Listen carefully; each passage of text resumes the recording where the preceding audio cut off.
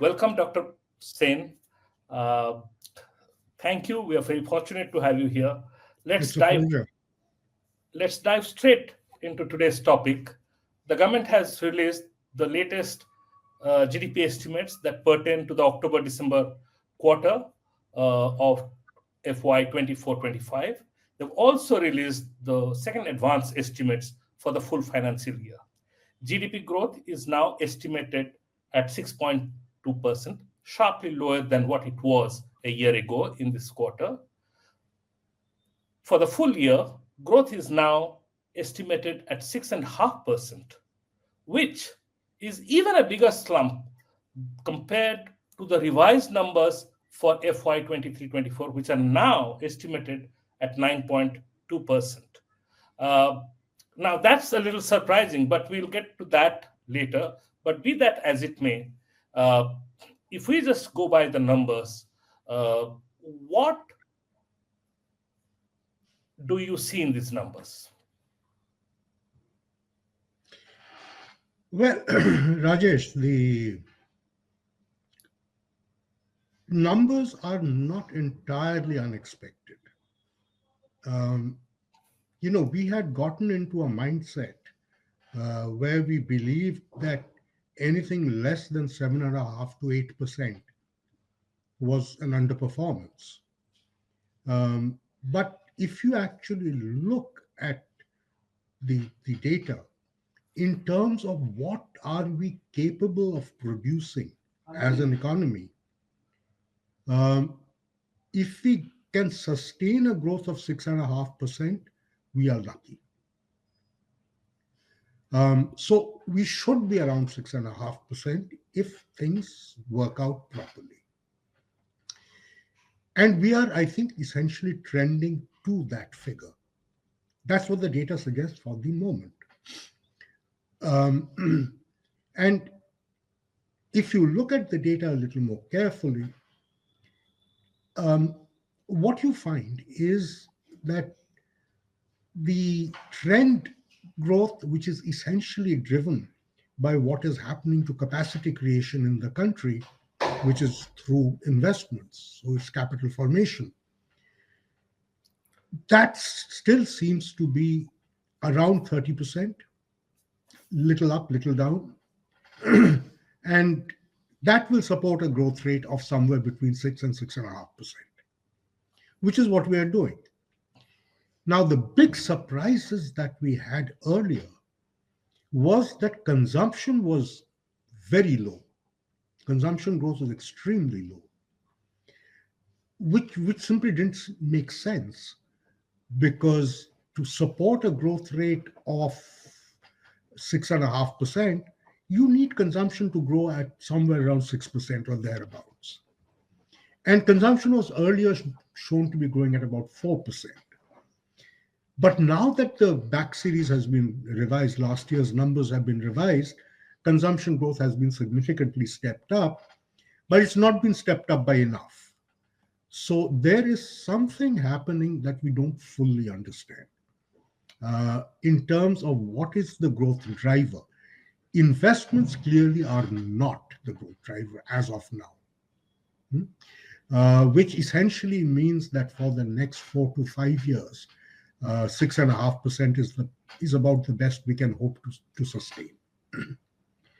But if you look at the breakup of the numbers that we have, and you take away from it agriculture, which has grown extremely fast in this quarter, it's over 5.5%, everything else seems to be puttering along at the same rate. So we are probably, if you take, Decelerating in some, sorry, or in fact, decelerating in some cases. in some cases it's decelerating. So it's agriculture which has given a major push. It's added about zero point 0.3, zero point 0.4 percentage points to the overall growth rate, the increase in the agricultural growth, which is a good thing. I mean, in and of itself, it's a good thing. If it leads to greater rural incomes and greater rural consumption, then for the somewhat longer run, that's also a good thing. But it's not something that one can count upon for a sustainable growth path. And that is really the issue. Right. I mean, in fact, just to get the numbers out there, agriculture grew 2.8% last year, and Yeah. this year it is estimated to grow 4.6%. And that's precisely the question. Agriculture seems to be doing the heavy lifting. And the question is that sustainable?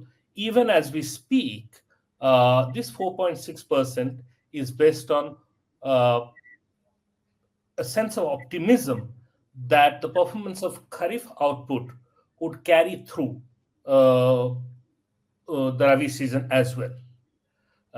And now we are also hearing reports because of relatively hot weather, uh, wheat crop might get affected, and we may not actually have a very good Rabi harvest as we were expecting. And if should that turn out to be true, then you may actually see the final numbers on agriculture may not be 4.6%. And as you said, effectively, there isn't a lot of structural changes that have there are no structural reasons to actually see this spike in agriculture growth, right? And so No, whether it, the Rabi crop, the sowing was very good, which yeah, is what is showing up in the high growth yes, figure. The real question is going to be what's going to happen to the cropping data. That's the yeah, final data point that you're going to get.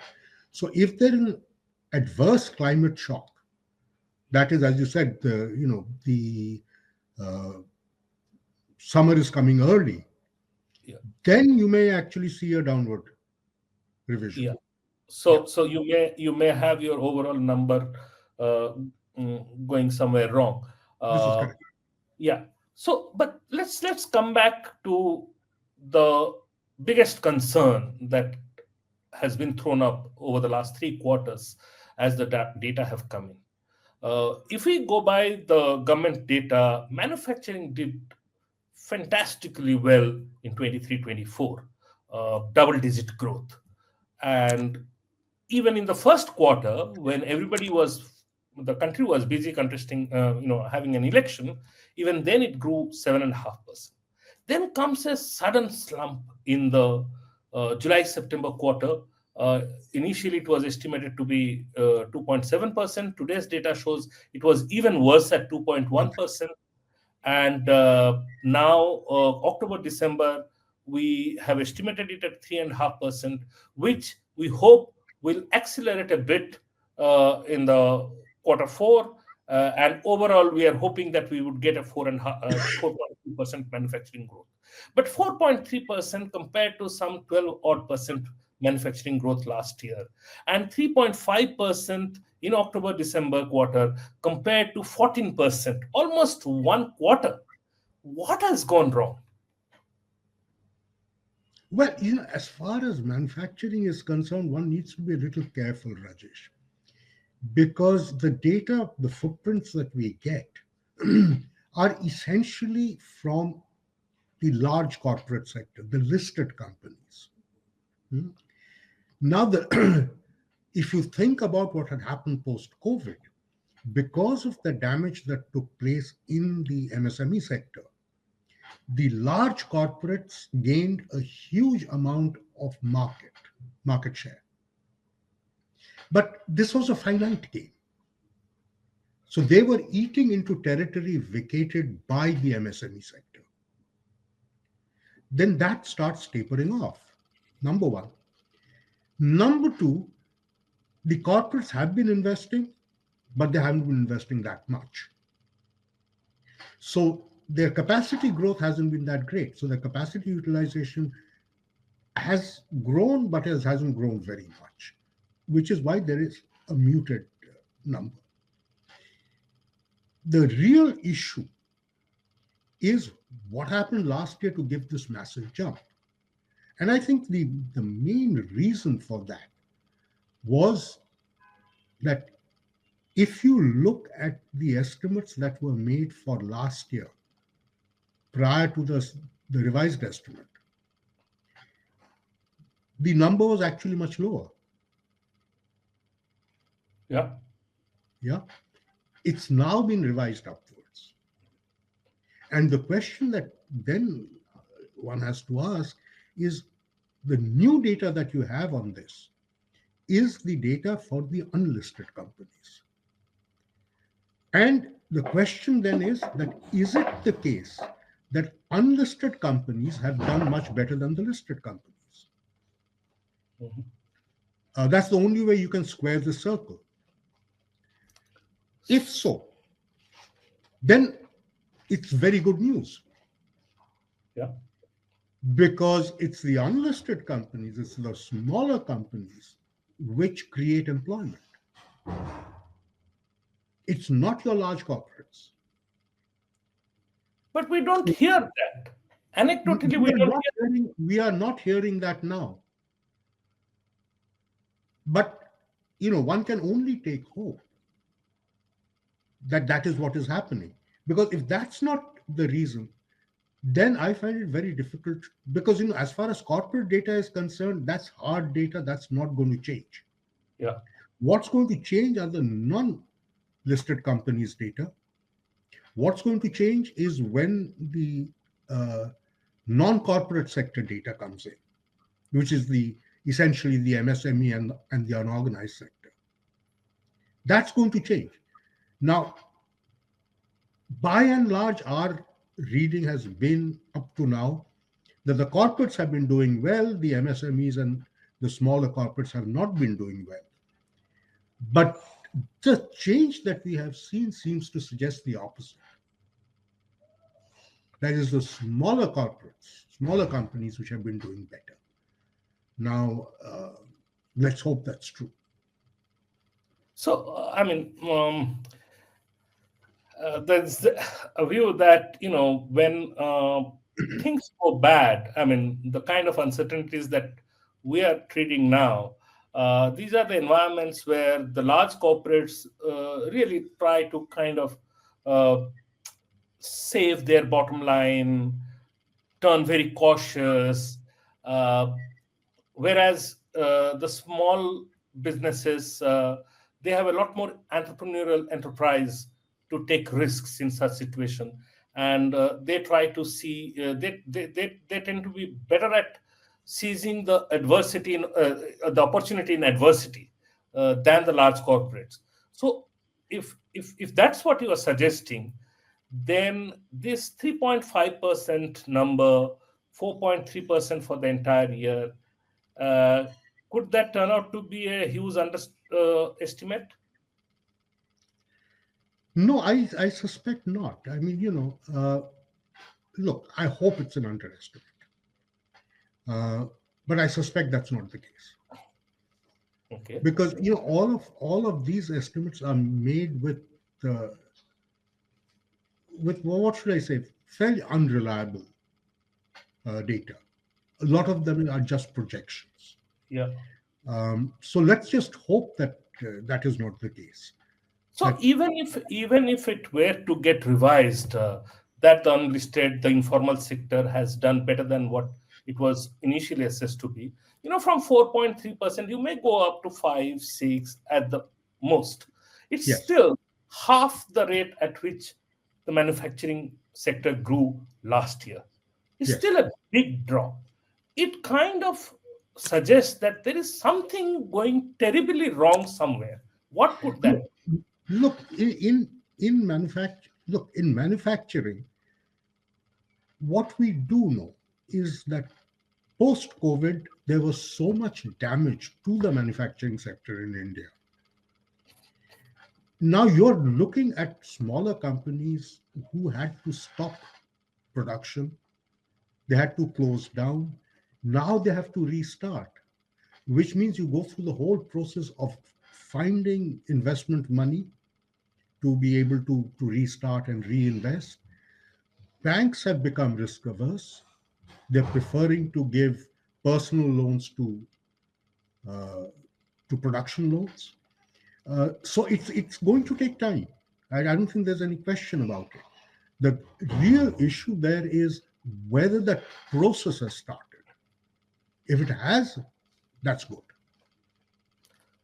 On manufacturing, and in terms of identifying constraints and hurdles, let's go over to uh, looking at the interest rate regime, looking at the investment trends, and looking at what's also happening to savings.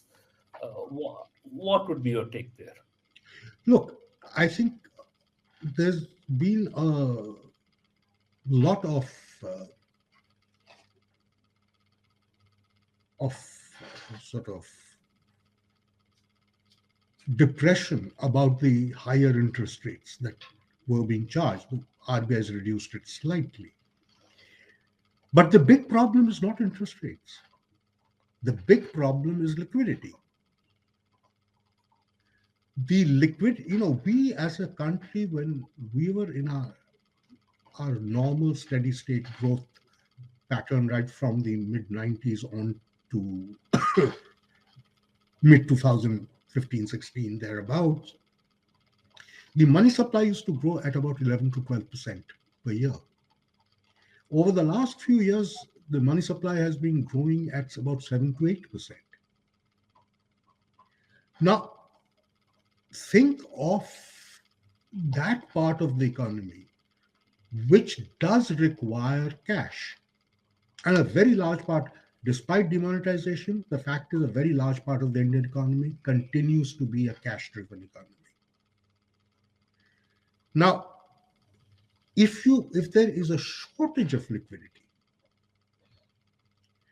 then what you're going to get is something which becomes a little peculiar, which is that people who need cash are not getting it, therefore they cannot do the economic activities they would want to do.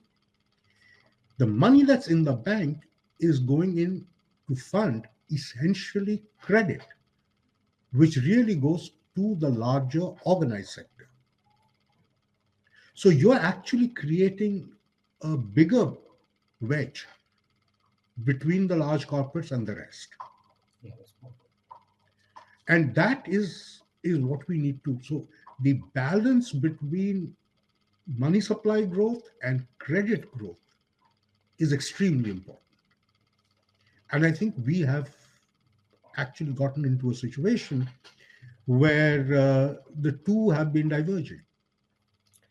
Would it be right to say that even with the latest repo rate cut, it's really not going to have any of the intended impact so long as the liquidity situation doesn't improve? No, Which repo, you see, the repo is a way of getting some liquidity in, not much, but some. But it's at the short end of the market. So for short-term borrowings like working capital, the repo could work reasonably well. But when you're talking about fixed investments, you need term loans. yeah, Repo doesn't help term loans. yeah. It's short-term money. There, the money supply, the total money supply itself is far more important. The yield on government bonds is very important. And if you look at what's been happening in the the bond market, government bond yields are going up, which is just making the problem worse. So what you will get is if we have short liquidity and I've done a repo change, the short end of the interest rate will come down a little bit. But because of the shortage in the money market, the upper end will go up. And that's going to hurt fixed investment. So if you were the RBI governor today, what would you do? I would, in his place, I would have held the repo rate exactly where it was. Now, the RBI did one thing, which is it reduced the CRR, so made some more money available. But if you think of that, a CRR reduction only increases the credit. It again doesn't solve the money supply problem. I would have said hold the repo rate where it is, increase your open market operations, inject more cash into the system. Why can't you do both? Reduce the repo rate and do the. You could do both. But You could do, why do you want the repo rate to be held as where? Because a lot of people say that that has been. I mean, we have. I mean, overly hawkish in that respect. not really. Everything depends on what you see as the natural real rate of interest. Hmm? There is a belief in India that our natural real rate should be around 1%, which is, so if your inflation is running at about 4.5%, you should be at 5 to 5.5% repo. Hmm? I don't believe that. For a country like India, where capital is still in short supply for our needs, if you're going to grow at 7.5, 8%, capital shortage is a real problem. So you're not going to be able to get away with a repo that's that low. My personal preference would be a repo rate which is about 2 percentage points above the inflation rate. So 6% I was perfectly comfortable with. Because at the moment it was little less than 1.5% real rate. Talking of inflation, uh, do you think it's going to be on a downward journey, or it's going to stay rigid as it is? You know, Usually what happens is that once the growth momentum starts picking up, inflation will go up. And now that's not a bad thing, because what's happening is that if you think about investment, which will have to be the driver, when investments are being made, right, it's adding to demand, but not adding to supply, because it will take 3 to 4 years for the supply to come through. But 3 to 4 years later, the supply will come, and then your inflation comes down. So, inflation itself, when you're targeting high growth rates, you should be willing to tolerate an inflation number which is fluctuating, which is why you need to have a band, which is why we talk about the 2 to 6% band. So at the times where you're pushing for growth, pushing for investment, be prepared for the inflation rate to go up. But as we speak, inflation seems to be more leaning towards 6 than 2 directionally, or Yeah. staying high, and our growth remains sluggish. Let me ask you: Are we staring at a state of stagflation? Not quite yet, and I don't think we are there yet, because if you look at the investment numbers, right, they are not showing any great sign of weakness. They're just showing signs of stability. So what the data is suggesting, that everybody in India seems to have accepted we'll be at the 6% to 6.5% growth rate, and we're not going to do anything great above that.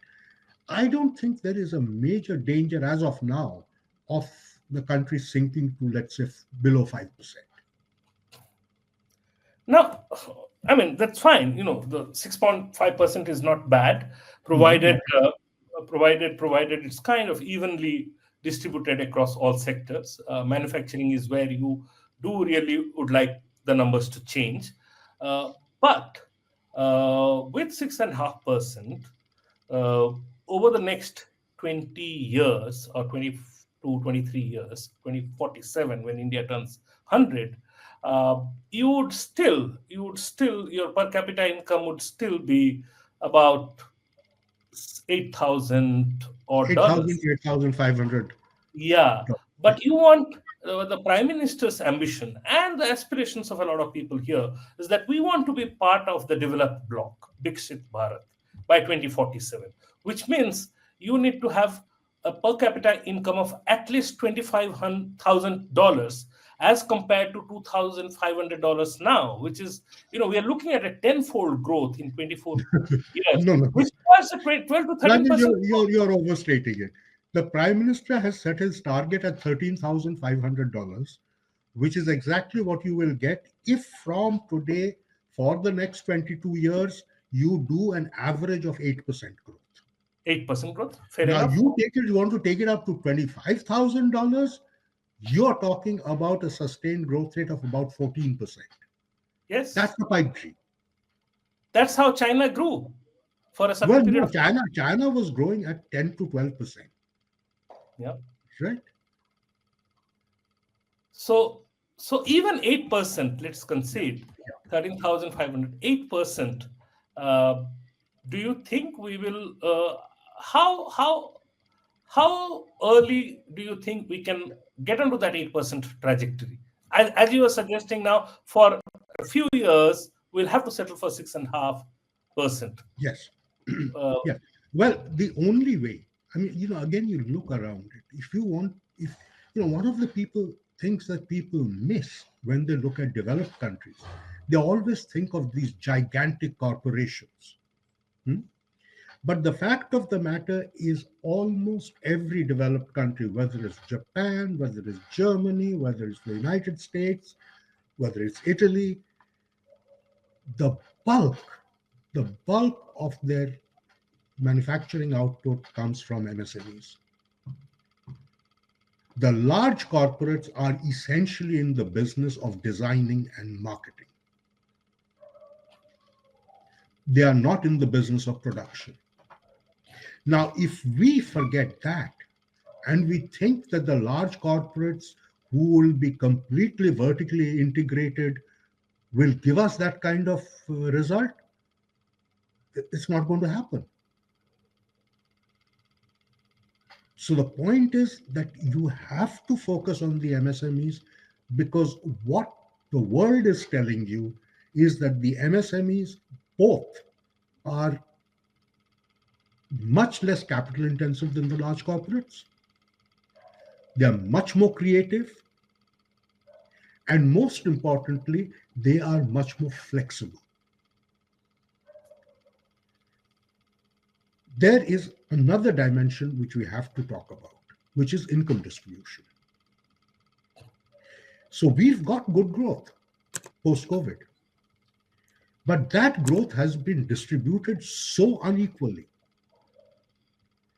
that we cannot rely on our consumption growth sustaining over time. Because people at the bottom of the income distribution, they are not seeing their incomes grow. It's only the people who are at the very top, people like you and me, top 10%. Now, that's not a recipe for growth at all. So, which is why, when you think about the economic system, you think about the Indian economy. Yes, the corporates do need to grow because they have the reach, they have the ability to bring in technology, they have all kinds of things going for them. But high growth requires the corporates and the MSMEs to grow together at roughly the same pace. Right? Now, if you think about MSMEs, you can separate them into two very distinct categories. One category are those MSMEs who are in the business of providing inputs to the corporates. So they are ancillaries. And there's a large chunk of that. But by far the larger chunk are those who are directly competing against the corporates. Both of them have the role to play. So as corporates grow, the ancillaries will grow. And we are already seeing it. That's happening today as we speak. It's the other category which is suffering. And that is the category that's important, because what it does, it first of all, it provides, as you said, they cater to localized market. They are much more sensitive to demand conditions. The second thing is they provide competition. They keep the corporates honest. Right. So we have to be, we shouldn't lump MSMEs together into one homogeneous group. This separation is important, and you have to keep your eyes on both. Okay. I mean, so if I may sum up, I mean, what you are saying, the GDP numbers are more or less along expected lines. They may not be good enough, but they are not so bad either. There is reason to remain hopeful, provided we get a few things right. And among all the things that we need to get right, uh, we need to go big on small businesses. Yes, we have to first recognize, Rajesh, everything ultimately depends upon recognition. We first have to recognize that the COVID era, those 2 years, the kind of damage, permanent damage that occurred in the small industries is there. I mean, 20 to 25% of your capacity got wiped out. You have to recognize that. And then you have to start, essentially rebuilding. Now, rebuilding takes initiative. It doesn't happen on its own. So there has to be a focus on that. Now, it's not that the government is not aware of it. So if you remember, the last year, I think it was, that the finance minister in the budget said that we will guarantee working loans to MSMEs, working capital loans. Right? Doesn't happen on the ground. Well, number one, it doesn't happen on the ground. Number two, if you think about working capital, who uses working capital? It's only the companies which are existing, which are working. So you are helping that lot which continues to survive. You're not doing anything to help create new entrepreneurs. Right. So, in a sense, for the non-IT sector, information technology is being taken care of by the venture capitalist. But for the non-IT, the nuts and bolts sectors that we are talking about, right, the government may have to act as a venture capitalist. Right. Okay? And I think that's important. And this is both center and states. It'll have to be done jointly. That could be the part of the big idea for the small enterprises. I Yes. mean, and the small enterprises and the small Yes. businesses can really make the big impact. This is Thank you so very much, Dr. Sen, to be with us. Thank you very much. Thank you, Rajesh.